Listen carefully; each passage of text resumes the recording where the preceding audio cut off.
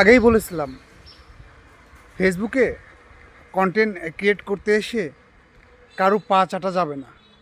বলেছিলাম না? দেখেন, ফেসবুক প্রতিনিয়ত ক্রিয়েটিভিটি দেখতে চায়।